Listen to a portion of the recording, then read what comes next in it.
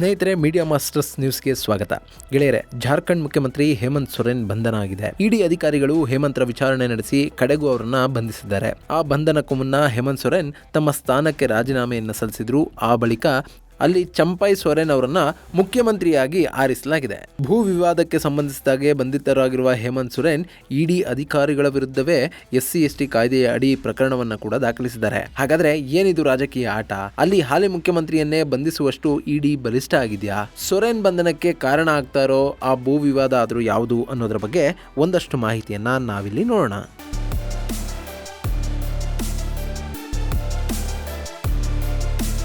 ಗೆಳೆಯರೆ, ಜಾರ್ಖಂಡ್ ಮುಖ್ಯಮಂತ್ರಿಯ ಬಂಧನ ಆಗಿದೆ. ಇಷ್ಟು ದಿನಗಳ ಕಾಲ ಇಡಿ ವಿಚಾರಣೆಯನ್ನು ಎದುರಿಸದೆ ತಪ್ಪಿಸಿಕೊಳ್ತಿದ್ದ ಹೇಮಂತ್ ಸೊರೇನ್ ಕಡೆಗೂ ಇಡಿ ಅಧಿಕಾರಿಗಳ ಮುಂದೆ ಹಾಜರಾದರು.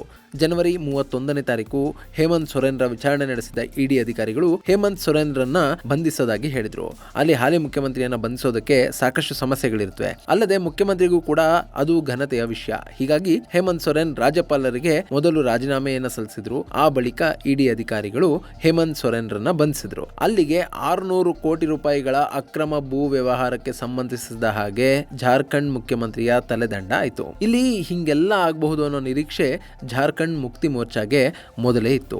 ಹೀಗಾಗಿನೇ ಹೇಮಂತ್ ಸೊರೇನ್ರ ನಂತರ ಯಾರು ಮುಖ್ಯಮಂತ್ರಿ ಆಗಬೇಕು ಅನ್ನೋ ನಿಟ್ಟಿನಲ್ಲಿ ಚರ್ಚೆಗಳು ನಡೆದವು. ಮೊದಲಿಗೆ ಹೇಮಂತ್ ಸೊರೇನ್ರ ಪತ್ನಿ ಕಲ್ಪನಾ ಸೊರೇನ್ ರವರನ್ನ ಮುಖ್ಯಮಂತ್ರಿ ಮಾಡುವ ಬಗ್ಗೆ ಯೋಚನೆ ಮಾಡಲಾಯಿತು. ಆದರೆ ಜಾರ್ಖಂಡ್ನಲ್ಲಿ ಇದೇ ವರ್ಷ ಚುನಾವಣೆಗಳು ನಡೆಯಲಿವೆ. ಹೀಗಿರುವಾಗ ಶಾಸಕಿಯೂ ಅಲ್ಲದ ಕಲ್ಪನಾ ಅವರನ್ನ ಮುಖ್ಯಮಂತ್ರಿಯನ್ನಾಗಿ ಮಾಡಿದ್ರೆ ಅವರಿಗಾಗಿ ಮತ್ತೊಬ್ಬ ಶಾಸಕ ಅಲ್ಲಿ ರಾಜೀನಾಮೆಯನ್ನ ಕೊಡಬೇಕಾಗುತ್ತೆ. ಆ ನಂತರ ಅಲ್ಲಿ ಚುನಾವಣೆಗಳು ನಡೆದು ಅವರು 6 ತಿಂಗಳ ಒಳಗಾಗಿ ಶಾಸನ ಸಭೆಗೆ ಆರಿಸಿ ಬರಬೇಕಾಗುತ್ತೆ. ಇದೆಲ್ಲವೂ ಕೂಡ ತುಂಬಾನೇ ರಿಸ್ಕ್ ಆಗಿದೆ ಅನ್ನೋದು ಜಾರ್ಖಂಡ್ ಮುಕ್ತಿ ಮೋರ್ಚಾಗೆ ಗೊತ್ತಾಗಿತ್ತು. ಅಲ್ಲದೆ ಹೇಮಂತ್ ಸೊರೇನ್ ಕುಟುಂಬದಿಂದಲೇ ಶಾಸಕಿಯಾಗಿರುವ ಸೊರೇನ್ ಅವರಿಗೆ ಸೋದರ ಸೊಸೆ ಕೂಡ ಆಗಬೇಕಾಗಿರುವ ಸೀತಾ ಸೊರೇನ್ ಕಲ್ಪನಾ ಅವರ ಆಯ್ಕೆಗೆ ಬಹಿರಂಗವಾಗಿ ಆಕ್ಷೇಪವನ್ನು ವ್ಯಕ್ತಪಡಿಸಿದರು. ತಾನು ಈಗಾಗಲೇ ಶಾಸಕಿಯಾಗಿದ್ದೇನೆ, ತನಗೆ ಆಡಳಿತದ ಅನುಭವ ಕೂಡ ಇದೆ, ಹೀಗಾಗಿ ಕಲ್ಪನಾ ಬದಲು ತಾನೇ ಮುಖ್ಯಮಂತ್ರಿ ಆಗೋದಾಗಿ ಸೀತಾ ತಮ್ಮ ಅಭಿಪ್ರಾಯವನ್ನು ವ್ಯಕ್ತಪಡಿಸಿದರು.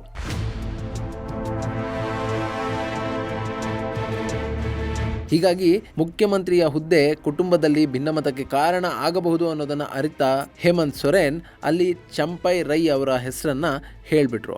ಈ ಚಂಪೈ ರೈ ಪಕ್ಷದ ಹಿರಿಯ ನಾಯಕ, ಜಾರ್ಖಂಡ್ ರಾಜ್ಯದ ಉದಯಕ್ಕೆ ಕಾರಣರಾದವರ ಪೈಕಿ ಒಬ್ಬರಾಗಿದ್ರು, ಶಿಬು ಸೊರೇನ್ರ ಆಪ್ತರಾಗಿದ್ರು. ಅಲ್ಲದೆ ಚಂಪೈ ರೈ ಮುಖ್ಯಮಂತ್ರಿ ಆಗ್ತಾರೆ ಅಂದ್ರೆ ಶಾಸಕರು ಕೂಡ ಒಕ್ಕೊರಲಿನಿಂದ ಬೆಂಬಲಿಸ್ತಾರೆ ಅನ್ನೋದು ಗೊತ್ತಾಗಿತ್ತು. ಹೀಗಾಗಿ ಆಡಳಿತ ಪಕ್ಷದ ನಾಯಕನ ಸ್ಥಾನವನ್ನ ಚಂಪೈ ರೈ ಅವರಿಗೆ ವಹಿಸಲಾಯಿತು. ಅದಾದ ಬಳಿಕ ಚಂಪೈ ರೈ 43 ಶಾಸಕರ ಸಹಿ ಇರುವ ಬೆಂಬಲ ಪತ್ರವನ್ನ ರಾಜ್ಯಪಾಲರಿಗೂ ಕೂಡ ಕೊಟ್ಟು ಬಂದ್ರು. ಅವರು ಮುಖ್ಯಮಂತ್ರಿ ಆಗೋದಕ್ಕೆ ಎಲ್ಲ ಸಿದ್ಧತೆಯನ್ನ ಕೂಡ ನಡೆಸಿದ್ದಾರೆ.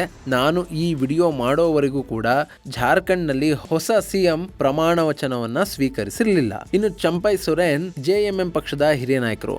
ಸರೈಕಾಲ ಕ್ಷೇತ್ರದಿಂದ ಶಾಸಕರಾಗಿರುವ ಹೇಮಂತ್ ಸೊರೇನ್ ಸಂಪುಟದಲ್ಲಿ ಸಾರಿಗೆ, ಪರಿಶಿಷ್ಟ ಪಂಗಡ, ಪರಿಶಿಷ್ಟ ಜಾತಿ ಹಾಗೂ ಹಿಂದುಳಿದ ವರ್ಗದ ಸಚಿವರು ಕೂಡ ಆಗಿದ್ರು. ಇವರನ್ನ ಜಾರ್ಖಂಡ್ನ ಟೈಗರ್ ಅಂತಲೇ ಕರೆಯೋದು ಕೂಡ ಉಂಟು. ಸದ್ಯಕ್ಕೆ ಚಂಪೈ ರೈ ಅವರಿಗೆ 47 ಮಂದಿ ಶಾಸಕರ ಸಪೋರ್ಟ್ ಇದ್ದು ಜಾರ್ಖಂಡ್ನಲ್ಲಿ ಸರ್ಕಾರಕ್ಕೆ ಯಾವುದೇ ತೊಂದರೆ ಇಲ್ಲ ಅಂತ ಹೇಳಲಾಗ್ತಾ ಇದೆ.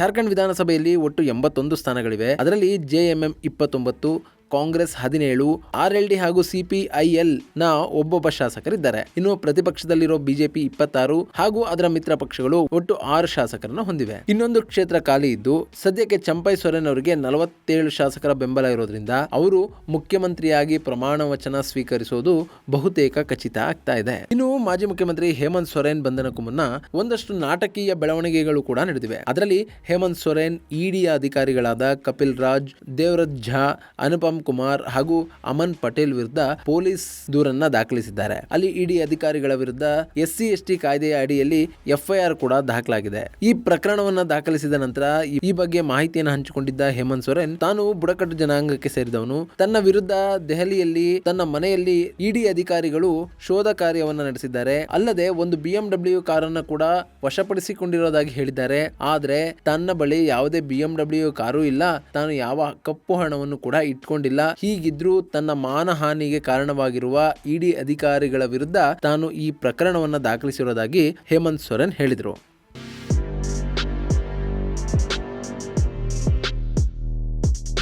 ಇನ್ನು ಹೇಮಂತ್ರನ್ನ ಬಂಧಿಸೋದಕ್ಕೆ ಇದ್ದ ಕಾರಣ ಏನು ಅಂತ ನೋಡಿದ್ರೆ, ಹೇಮಂತ್ ಸೊರೇನ್ ಸರ್ಕಾರಿ ಜಮೀನನ್ನ ಖಾಸಗಿ ರಿಯಲ್ ಎಸ್ಟೇಟ್ ಉದ್ಯಮಿಗಳಿಗೆ ವರ್ಗಾಯಿಸಿದ್ದಾರೆ ಅನ್ನೋ ಆರೋಪ ಕೇಳಿ ಬಂದಿದೆ.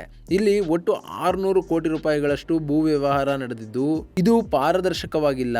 ಇದರಲ್ಲಿ ಸಾಕಷ್ಟು ಅವ್ಯವಹಾರ ನಡೆದಿದೆ. ಮೊದಲಿಗೆ ಯಾರಿಗೋ ಭೂ ಮಾಲೀಕತ್ವವನ್ನು ಕೊಟ್ಟು ಆ ನಂತರದಲ್ಲಿ ಅದನ್ನ ರಿಯಲ್ ಎಸ್ಟೇಟ್ ಉದ್ಯಮಿಗಳಿಗೆ ವರ್ಗಾಯಿಸಲಾಗಿದೆ ಅನ್ನೋ ಆರೋಪ ಕೇಳಿ ಬರ್ತಾ ಇದೆ. ಅಲ್ಲದೆ ಮಾಜಿ ಮುಖ್ಯಮಂತ್ರಿ ರಘುಬರ್ ದಾಸ್ ಜಾರ್ಖಂಡ್ ನ ಮುಖ್ಯಮಂತ್ರಿ ಆಗಿದ್ದ ಹೇಮಂತ್ ಸೊರೇನ್ ವಿರುದ್ಧ ಮತ್ತೊಂದು ಆರೋಪವನ್ನು ಕೂಡ ಮಾಡಿದ್ದಾರೆ. ಹೇಮಂತ್ ಸೊರೇನ್ ಬೇನಾಮಿ ಹೆಸರಲ್ಲಿ ತನ್ನ ಪತ್ನಿಗೂ ಕೂಡ ಜಮೀನನ್ನ ಹಂಚಿಕೆ ಮಾಡಿದ್ದಾರೆ. ಈ ಬಗ್ಗೆ ಸೂಕ್ತ ತನಿಖೆ ಆಗಬೇಕು ಅಂತ ರಘುವರ್ ದಾಸ್ ಹೇಳಿದ್ದಾರೆ. ಹೀಗಾಗಿನೇ ಈ ಪ್ರಕರಣ ಇಡಿಯ ಅಂಗಳಕ್ಕೆ ತಲುಪಿತ್ತು. ಇಡಿ ಈ ಬಗ್ಗೆ ತನಿಖೆಯನ್ನ ನಡೆಸಿ ಸಾಕಷ್ಟು ಮಾಹಿತಿಯನ್ನ ಕಲೆ ಹಾಕಿ ಮುಖ್ಯಮಂತ್ರಿ ಹೇಮಂತ್ ಸೊರೇನ್ ಅವರನ್ನು ಕೂಡ ವಿಚಾರಣೆ ನಡೆಸಿ ಅವರಿಂದ ಹೇಳಿಕೆಯನ್ನು ಪಡೆದು ಈಗ ಅವರನ್ನ ಬಂಧಿಸಿದೆ. ಅಲ್ಲದೆ ಈಗಾಗಲೇ ಈ ಪ್ರಕರಣದಲ್ಲಿ ಒಂದಷ್ಟು IPS ಅಧಿಕಾರಿಗಳು ಸೇರಿದ ಹಾಗೆ ಒಟ್ಟು 14 ಮಂದಿಯನ್ನ ಬಂಧಿಸಲಾಗಿದೆ.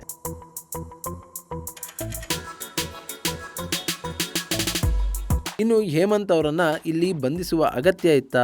ಅದು ತನಿಖಾಧಿಕಾರಿಗಳ ವಿವೇಚನೆಗೆ ಬಿಟ್ಟ ವಿಷಯ. ಆದ್ರೆ ಇಡಿ ಪ್ರಕರಣಗಳ ವಿಚಾರಣೆಯಲ್ಲಿ 3 ಬಾರಿ ಯಾವುದೇ ವ್ಯಕ್ತಿ ಸಮನ್ಸ್ಗೆ ಉತ್ತರಿಸದೆ ಹೋದ್ರೆ ಅಂತವರನ್ನ ಬಂಧಿಸುವ ಸಾಧ್ಯತೆ ಹೆಚ್ಚಾಗಿರುತ್ತೆ. ಆದ್ರೆ ಹೇಮಂತ್ ಸೊರೇನ್ ಇಡಿ ಸರ್ವ್ ಮಾಡಿದ್ದ 7 ಸಮನ್ಸ್ಗಳನ್ನ ನಿರ್ಲಕ್ಷಿಸಿದ್ರು. ಹೀಗಾಗಿ ಅವರನ್ನ ಬಂಧಿಸಲಾಗಿದೆ ಅಂತ ಹೇಳಲಾಗ್ತಾ ಇದೆ. ಇನ್ನು ಹೇಮಂತ್ ಸೊರೇನ್ ಅವರ ಬಂಧನ ರಾಜಕೀಯ ತಿರುವನ್ನ ಪಡೆದುಕೊಳ್ತಾ ಇದೆ. ಈಗಾಗಲೇ ಕಪಿಲ್ ಸಿಬಾಲ್ ಹಾಗೂ ಅಭಿಷೇಕ್ ಸಿಂಘ್ವಿ ಇಬ್ಬರು ಕೂಡ ಹೇಮಂತ್ ಸೊರೇನ್ ಪರವಾಗಿ ಸುಪ್ರೀಂ ಕೋರ್ಟ್ನ ಮುಖ್ಯ ನ್ಯಾಯಾಧೀಶರ ಮುಂದೆ ಪ್ರಕರಣವನ್ನ ತೆಗೆದುಕೊಂಡು ಹೋಗಿದ್ದಾರೆ. ಆ ಪ್ರಕರಣವನ್ನ ಫೆಬ್ರವರಿ 2ನೇ ತಾರೀಕು ವಿಚಾರಣೆ ನಡೆಸೋದಾಗಿ ಸುಪ್ರೀಂ ಕೋರ್ಟ್ನ ಮುಖ್ಯ ನ್ಯಾಯಾಧೀಶರು ಹೇಳಿದ್ದಾರೆ ಅನ್ನೋ ಮಾಹಿತಿ ಹೊರಬೀಳ್ತಾ ಇದೆ. ಹೀಗಾಗಿ ಶುಕ್ರವಾರ ಹೇಮಂತ್ ಸೊರೇನ್ ಅವರ ಭವಿಷ್ಯ ಏನಾಗಲಿದೆ ಅನ್ನೋ ಕುತೂಹಲ ಹೆಚ್ಚಾಗ್ತಾ ಇದೆ. ಗೆಳೆಯರೇ, ಹೇಮಂತ್ ಸೊರೇನ್ ಅವರ ಬಂಧನದ ಮೂಲಕ ಜಾರ್ಖಂಡ್ನಲ್ಲಿ ಬಿಜೆಪಿ ತನ್ನ ವಿರೋಧ ಪಕ್ಷಗಳ ವಿರುದ್ಧ ಸೇಡು ತೀರಿಸಿಕೊಳ್ತಾ ಇದೆ ಅಂತ ಹೇಳಲಾಗ್ತಾ ಇದೆ. ಆದ್ರೆ ಬಿಜೆಪಿ ಪಕ್ಷ ಮಾತ್ರ ಇದಕ್ಕೂ ತನಗೂ ಯಾವುದೇ ಸಂಬಂಧ ಇಲ್ಲ. ಇಲ್ಲಿ ಹೇಮಂತ್ ಸೊರೇನ್ ಮಾಡಿರೋ ಕೆಲಸದಿಂದ ಅವರಿಗೆ ಇವತ್ತಿನ ಪರಿಸ್ಥಿತಿ ಬಂದಿದೆ. ಇಲ್ಲಿ ಯಾವ ರಾಜಕೀಯವೂ ಇಲ್ಲ ಅಂತ ಹೇಳ್ತಾ ಇದೆ. ಇದು ಗೆಳೆಯರೇ ಹೇಮಂತ್ ಸೊರೇನ್ ಅವರ ಬಂಧನದ ಬಗ್ಗೆ ಒಂದಷ್ಟು ಮಾಹಿತಿ. ಮುಂದಿನ ವಿಡಿಯೋದಲ್ಲಿ ಮತ್ತೊಂದು ವಿಶೇಷವನ್ನ ನಿಮ್ಮ ಮುಂದಿಡ್ತೀನಿ. ಅಲ್ಲಿವರೆಗೂ ನಮಸ್ಕಾರ.